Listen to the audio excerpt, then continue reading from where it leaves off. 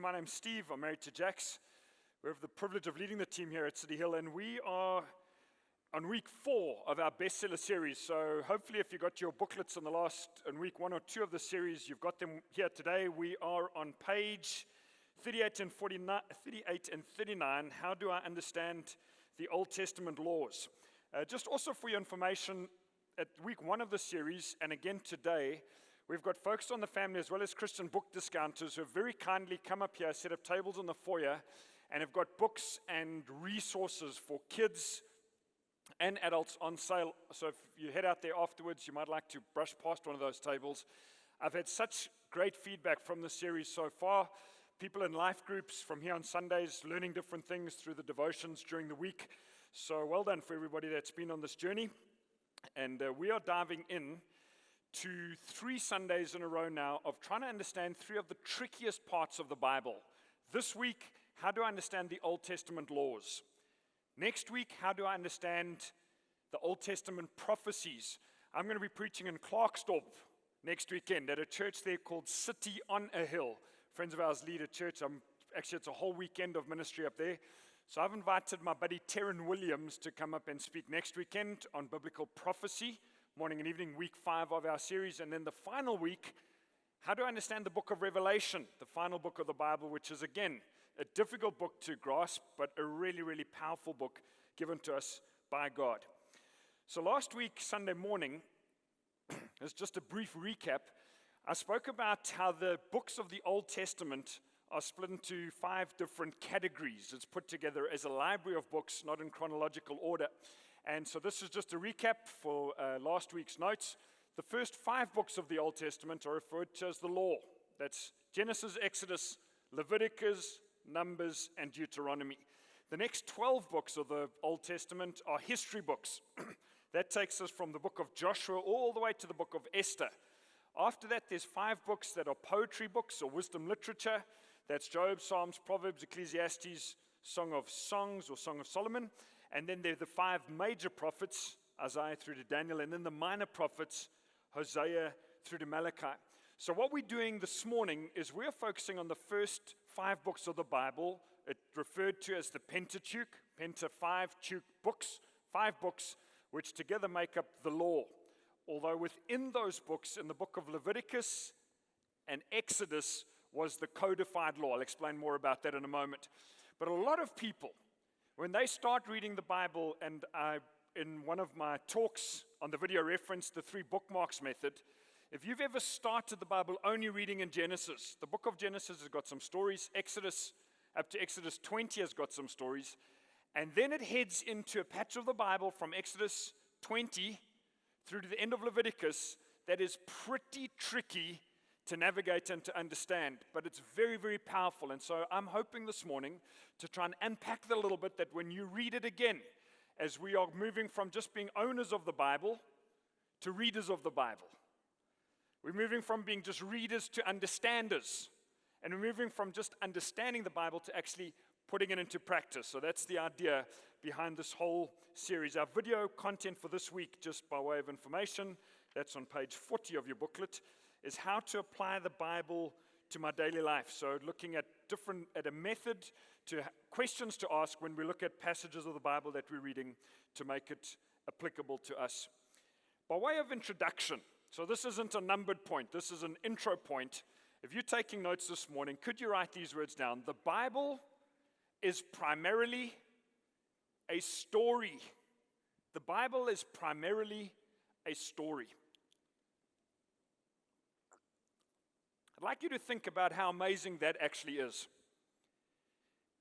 It's impossible for us to, imagine, but try with me just for a second to imagine that you were God. And you existed in eternal and splendid joy and uniqueness. And you created humans, and you were going to give them one book. One book to let them know what you were like and what they were like and what the world that you created was like. Now again, none of us are God, so your answer would just be, any of our answers would be incorrect, exactly how we'd go about it. But you might think that one of the answers on how to give a book would be to kind of devote a whole lot of chapters to a whole lot of different subjects. In chapter 1, you might describe what God is like, and that would be a very, very long chapter because he's infinite. And then you might label chapter 2, man.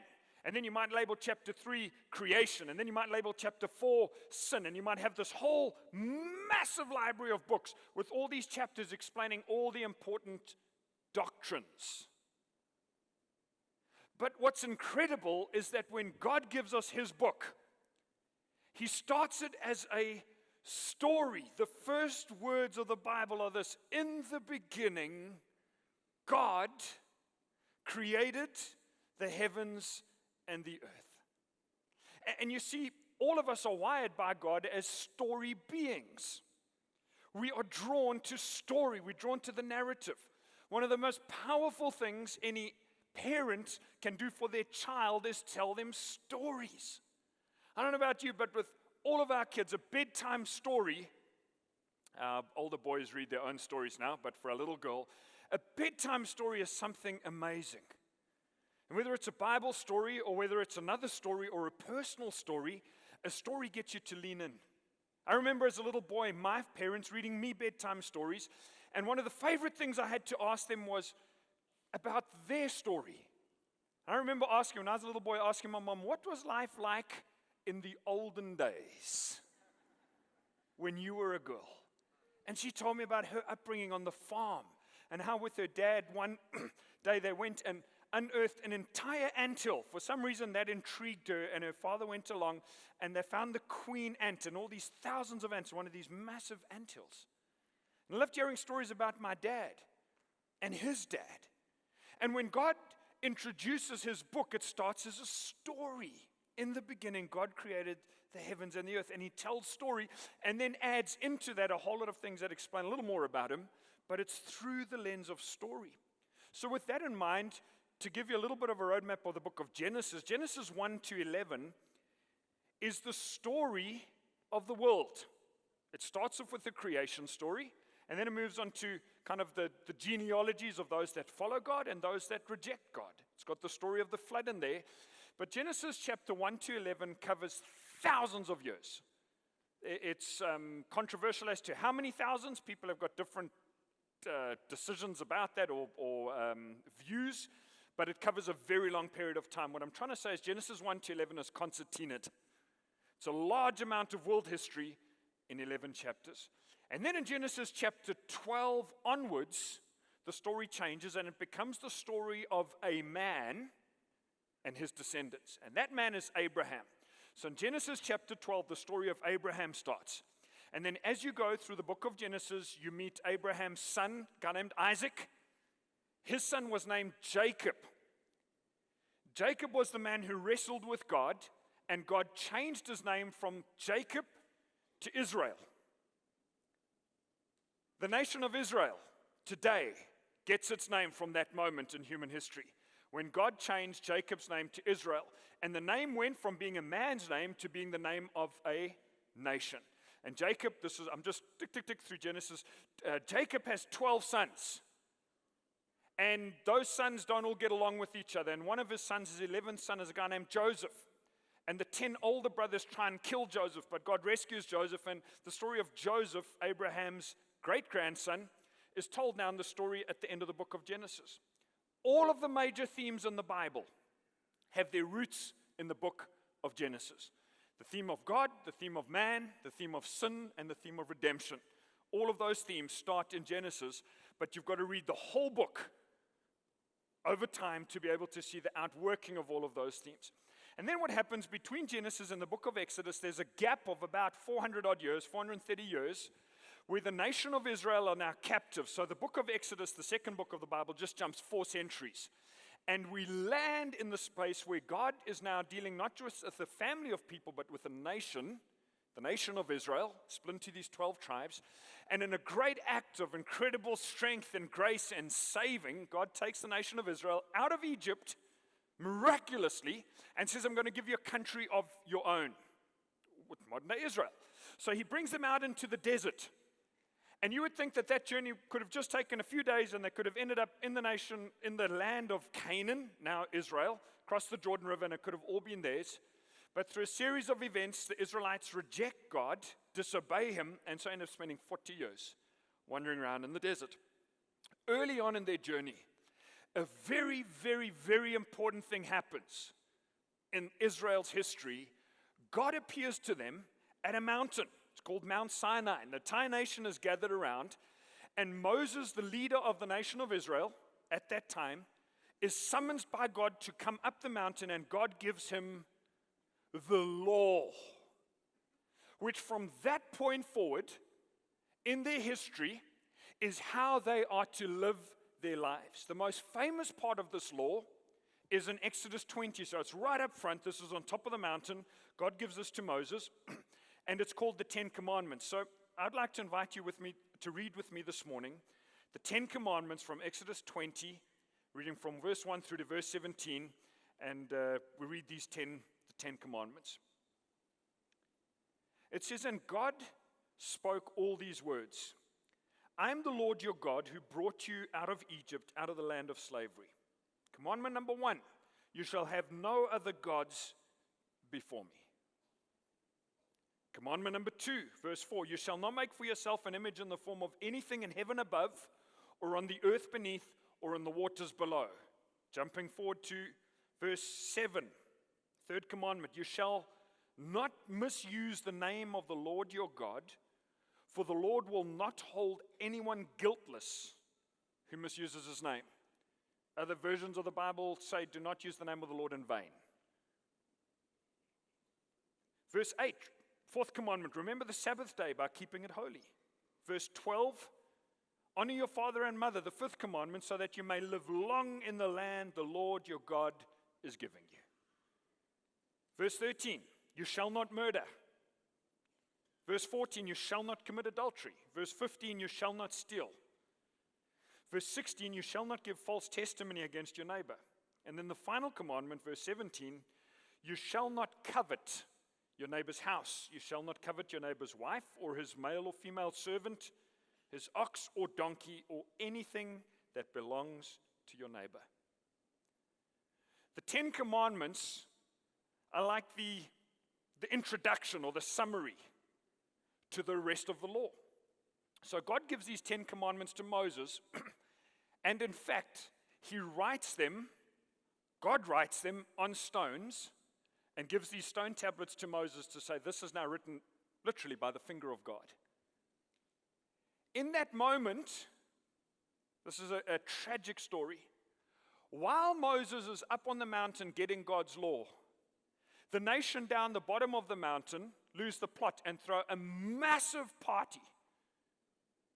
Giant, big orgy of drunkenness and revelry.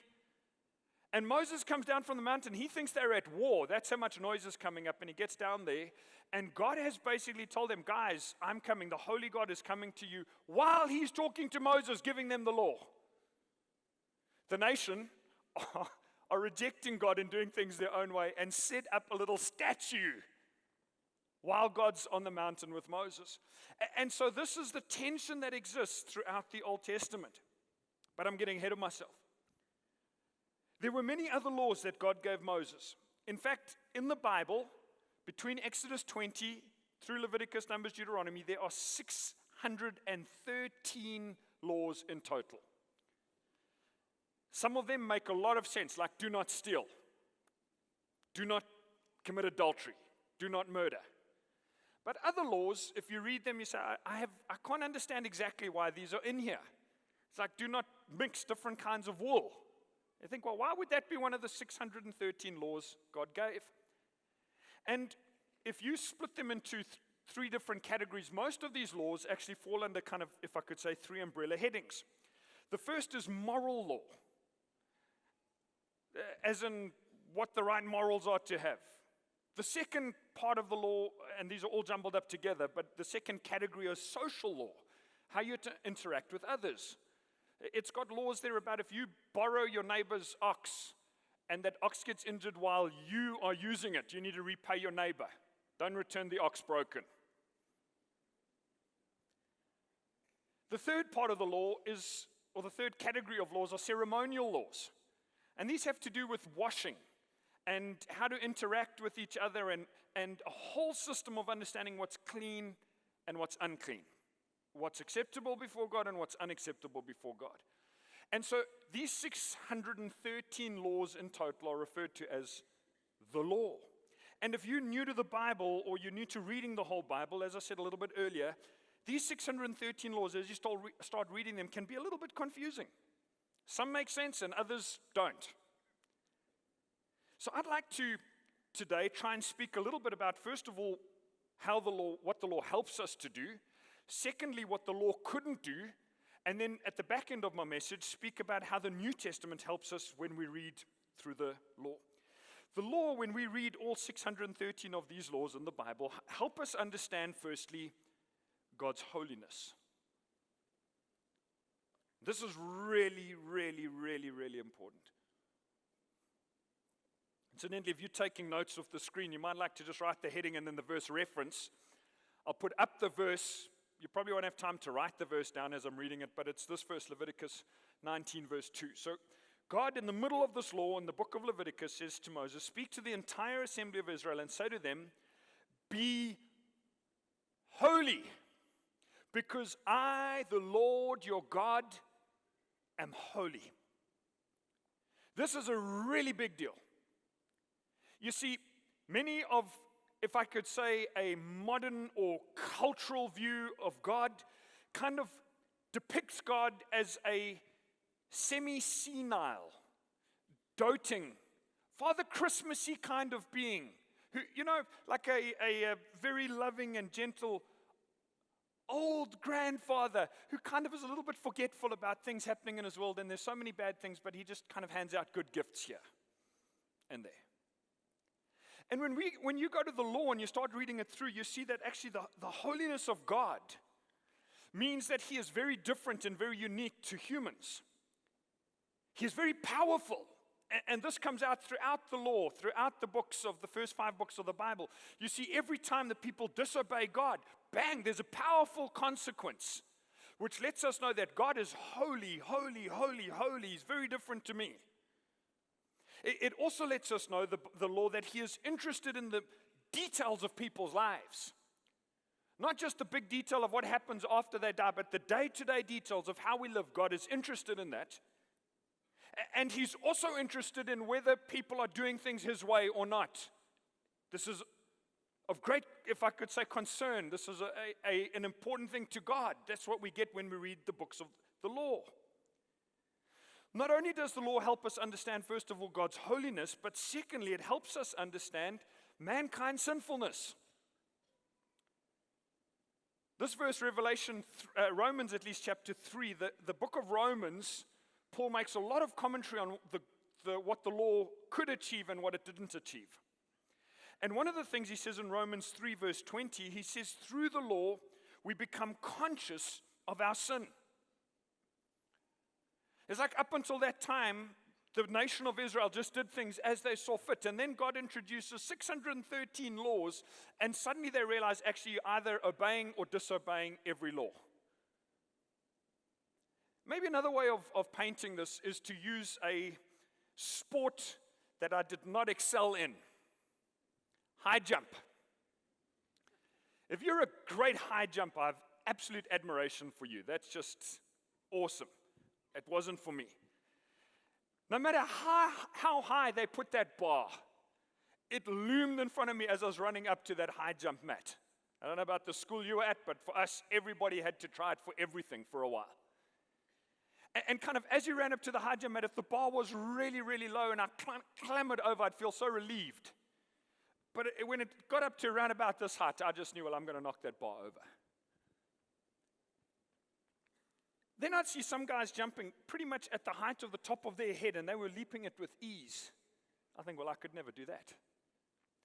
And the law, in some ways, is a high jump bar that lets us know that God is holy and his standard is perfection. And this bar is not low. It's not even head height.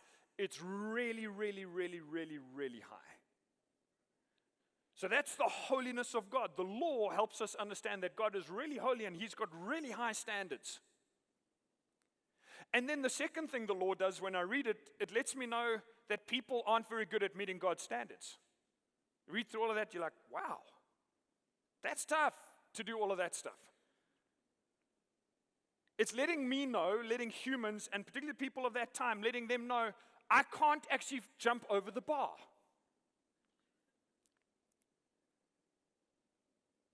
The shortcoming, so in that sense, the law was really, really good. It was God-given. Let's not forget that, just because it's a little complicated for us to understand from our viewpoint.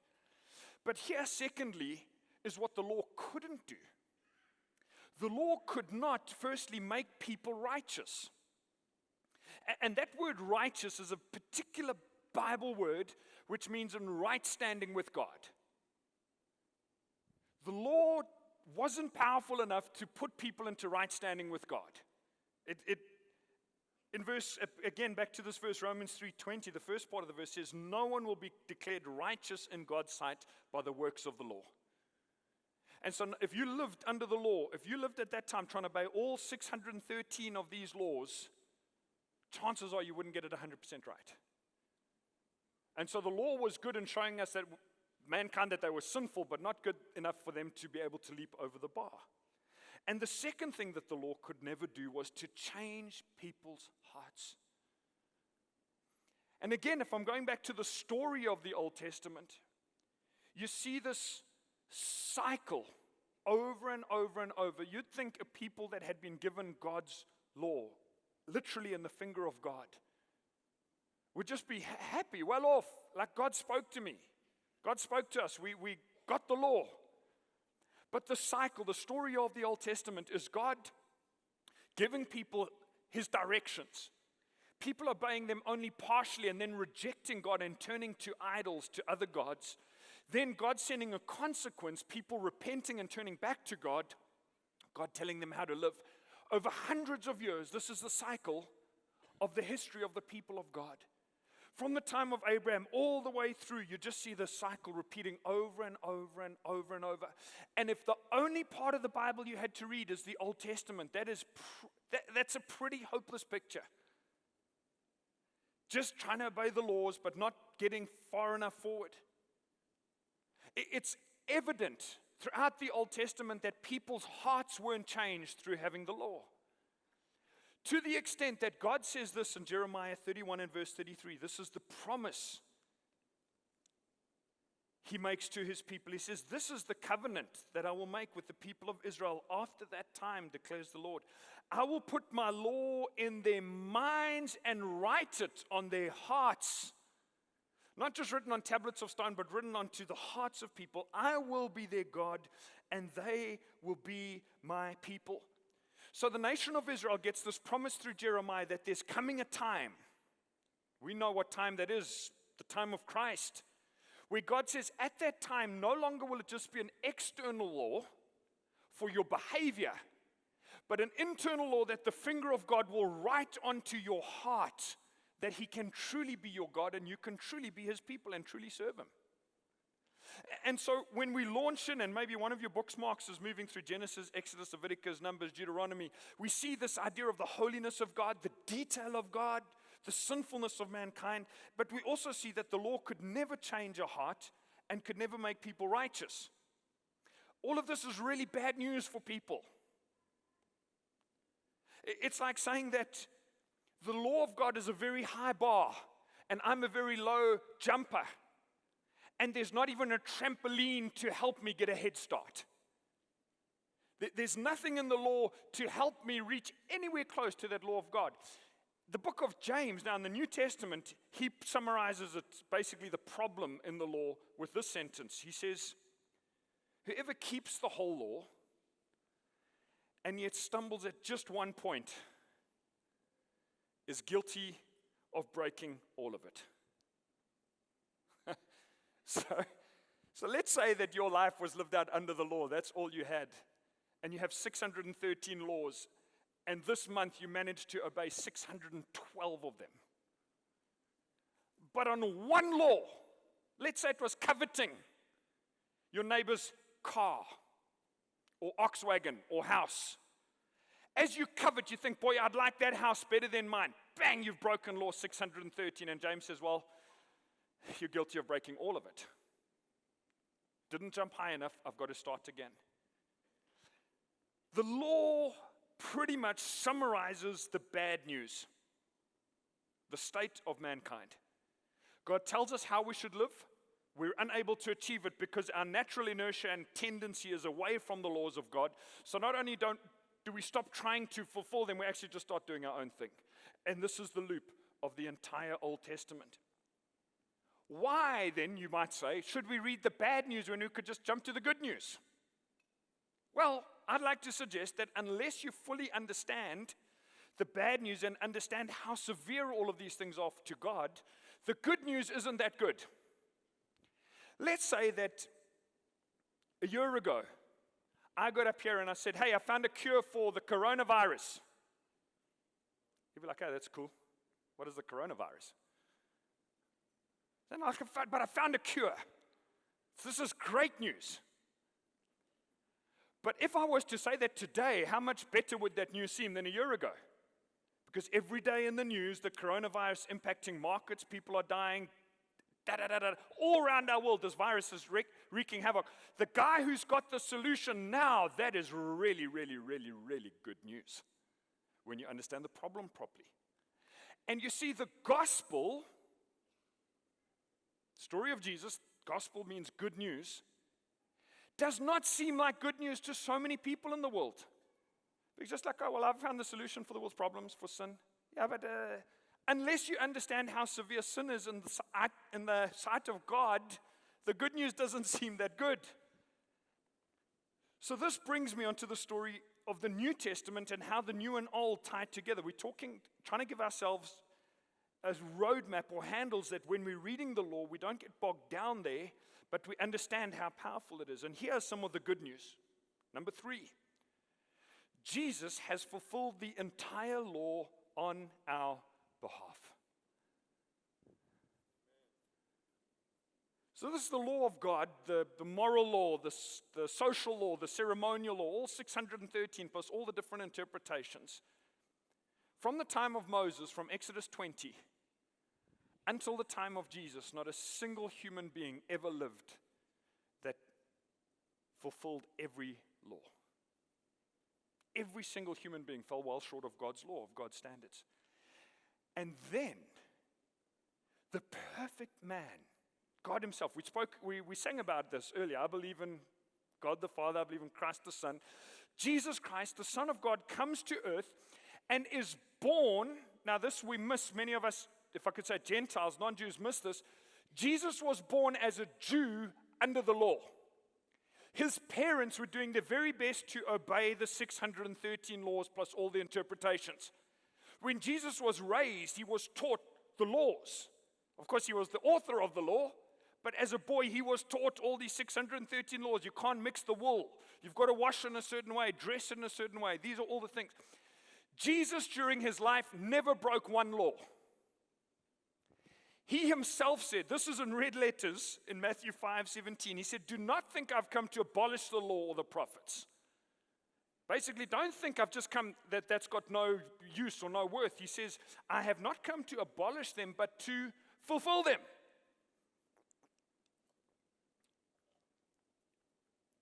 Back to my high jump analogy. It's like for centuries, every human being who is interested in keeping the law of God sees this huge high jump bar and every day kind of leaps and tries to get there but falls short and knocks the bar off not just once but many, many, many times. And every person falls short of the law. There is no hope for keeping the law until one day a man comes and he lives for his time here on earth, and every single day he clears the law with ease. He clears that bar. He fulfills every single law that God ever gave the nation of Israel. For his entire lifetime doesn't break one law. He says, I've come to fulfill the law. He's a perfect man and he lives a perfect life in the sight of God. He achieves everything that God has set in place for mankind. Jesus achieves that every single day. It's unbelievable to think about that. because we could never clear that kind of high jump bar. And this is part of the most amazing news when you understand, read the whole law, think, oh, wow, this is tough. Imagine having to live like that. I understand that Jesus Christ invites me. This is a portion of the gospel. Jesus Christ invites me. Basically, if I'm using my high jump analogy, the perfect high jumper says to me,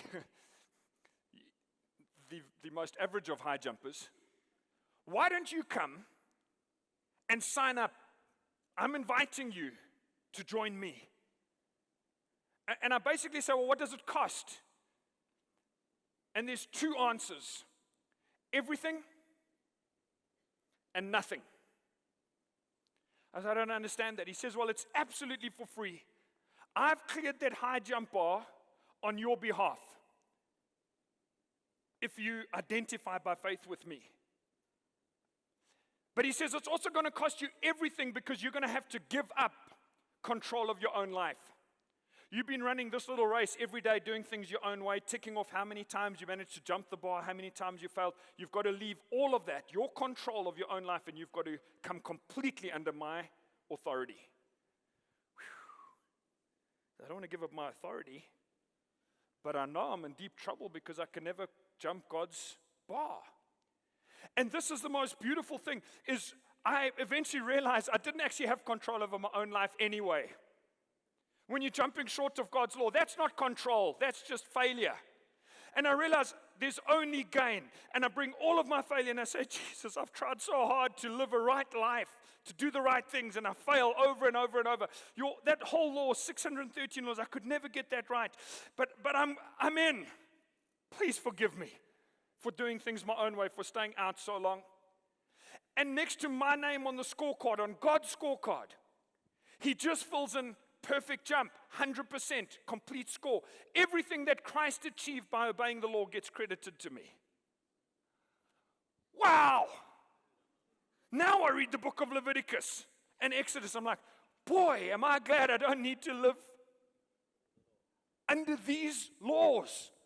It's like I'm reading about all these different laws and these chapters. And at the end of every chapter in the book of Leviticus, I can just say, Jesus, thank you for living a perfect life and fulfilling the law on my behalf. I've got a perfect score.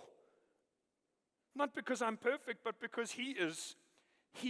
This Matthew 5:17, I have come to fulfill the law. Jesus fulfilled every bit of that law for me and for you. That's why the law that's why I want to read it. Like, wow, he did this, he did this, he did this, he did this. And I don't need to. Thank you, God.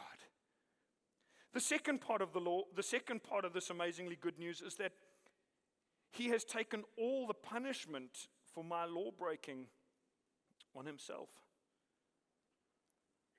You see, no analogy properly summarizes the weight of sin before God. My high jump analogy falls well short at this point, because when we miss the jump, when we sin, that's not to God like, oh, shame, you knocked over the little bar, just pick it up.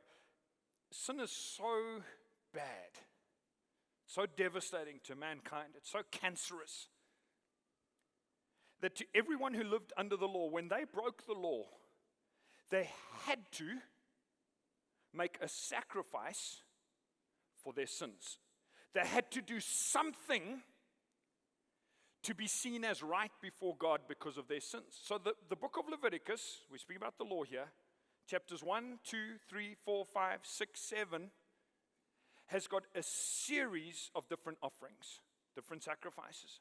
And depending on how wealthy you were or how poor, there were certain things you had to do. If you'd done this wrong or this wrong, you might have to bring a bull or a lamb or a goat. You might have to bring a pair of pigeons. Or if you're really, really, really poor, you could bring a bit of grain, kind of the very cheapest. But every part of the law, there was all these intricacies, depending on which of the 613 laws you had broken, was what kind of restitution, what kind of sacrifice you had to make. And the basis of it was this. This is the very basis, like the bottom part of the weight of the law was this. If you sin, you have to die. And God was so incredibly merciful that he said under the law, instead of you needing to die, an animal can die in your place. And so these animal sacrifices were really a big deal. When you read through that sacrifice, you think, boy, this is a little different. I don't understand this. But if you view it through this lens, sin is such a big deal that an animal had to die in someone's place. Suddenly those offerings seem really important. Like if that's all you had, you're busy checking, okay, so how often do I need to bring these? What do I need to do? What's God expecting of me so that I can be right before Him? Centuries loop by of people living, never achieving God's law, having to make sacrifices over and over and over again until the perfect man not only lives a perfect life, but becomes the perfect sacrifice for all sin of all mankind throughout all of human history. And in Hebrews chapter 9 and verse 26 it says this, but He has appeared once for all at the culmination of the ages to do away with sin by the sacrifice of Himself. By the sacrifice of Himself. And what's really interesting is that verse comes from the book of Hebrews after Christ. So when I'm reading the book of Leviticus, I'm saying, thank you, Jesus, that I didn't have to die for my sin. Thank you that you did it for me. But I don't understand that unless I've got Hebrews. And when I'm reading the book of Hebrews, that verse doesn't make sense to me unless I've read Leviticus. The Old Testament and the New Testament hang on the giant hinge of Christ. And if I've got no working knowledge of what happened under the Old Testament, most of the New Testament doesn't make full sense. Because the New Testament is like celebrating this. Jesus came as the sacrifice. Like, oh, what does that mean? Well, did you read Leviticus? Do you understand how weighty sin is and how holy God is? Not just some senile Father Christmas, you kind of hand out a few good gifts and a little miracle. No, this is God who views sin seriously. And Christ takes the crushing weight of God's consequence against sin all on Himself, even though He lived the perfect life. And so every time I'm reading about the offerings in Leviticus, I'm just saying, thank you, God, that I don't need to bring a lamb anymore, and that you were the sacrifice for my sin. And the weight of my sin, I should be at times overcome with gratitude that my sinfulness hasn't been held against me, but Christ's perfection is counted to my account by God. None of that really makes that much sense if I haven't properly delved into the Old Testament and read it. I came across a story of a school. Not sure where this happened, how long ago. It was a class of students that no teacher had been able to handle. 2 or 3 teachers had been run off from the school in 1 year by the unruly students.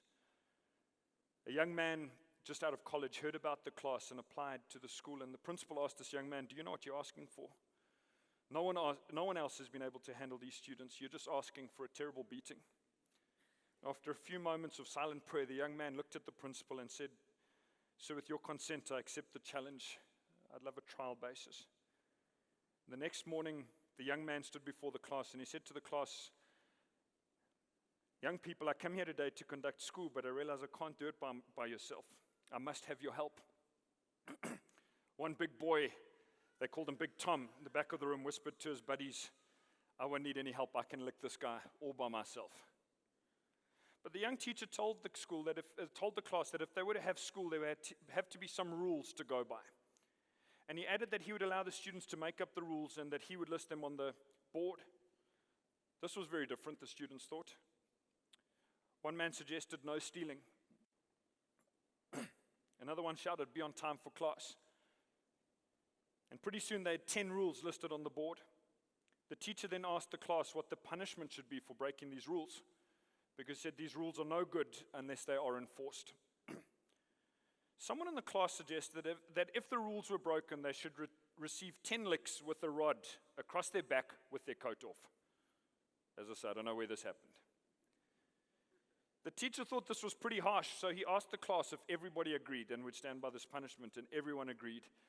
And things went along pretty well for 2 or 3 days. Then Big Tom came in one day very upset. He declared that someone had stolen his lunch. After talking with the students, they came to the conclusion that little Timmy had stolen the lunch. Someone had seen him. The teacher called little Timmy up to the front of the room, and he admitted that he had indeed taken Big Tom's lunch. So the teacher asked him, "Do you know the punishment?" And little Timmy nodded that he did. "You must remove your coat," the teacher instructed. The little guy had come with a great big coat on, and little Timmy said to the teacher, "I am guilty and I'm willing to take my punishment, but please don't make me take off my coat."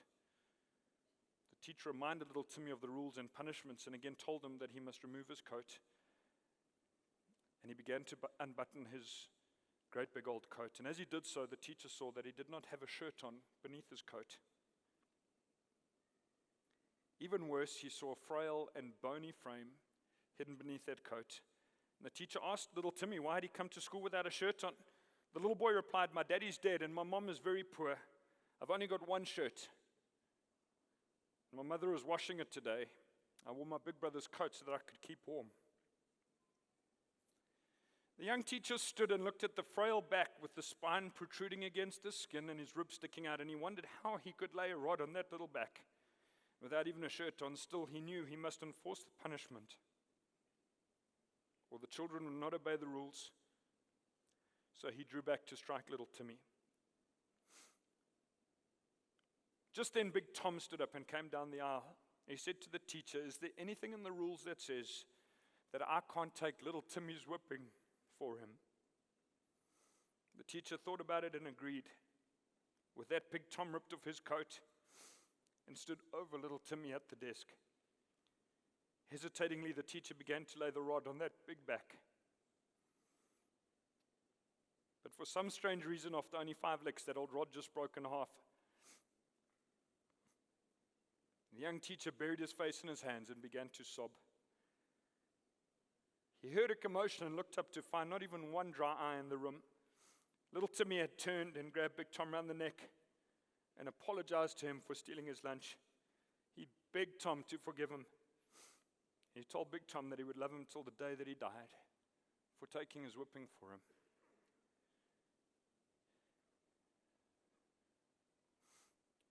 The law is set by God under the Old Testament with the consequences.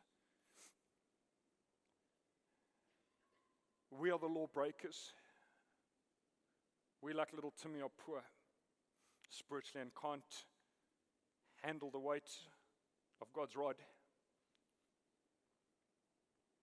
And Jesus Christ, the most perfect man who ever lived, walks to the front and center of human history. And because I've read the Old Testament, I understand the weight of the consequences and the weight of sin and the height of God's holiness. And when Jesus Christ at the cross, if you like, takes God's punishment on him in my place, that is not a small thing. That's not just an act of kind of general compassion. That is sacrifice of the greatest kind. That all the weight of God's punishment for sin, for my sin, comes down on the perfect man instead of this imperfect sinner. And as I then begin to read in the New Testament the Gospels about how I live in the books of Paul and the other general epistles, what God expects of me now, I realize that actually the law in its entirety, the 613 laws, has been fulfilled by Christ. I don't live under that anymore. But I live under something much, much, much higher, a more difficult law, more complex and more beautiful. And so I could say this in closing, point number 5. In Christ we now live under a new law.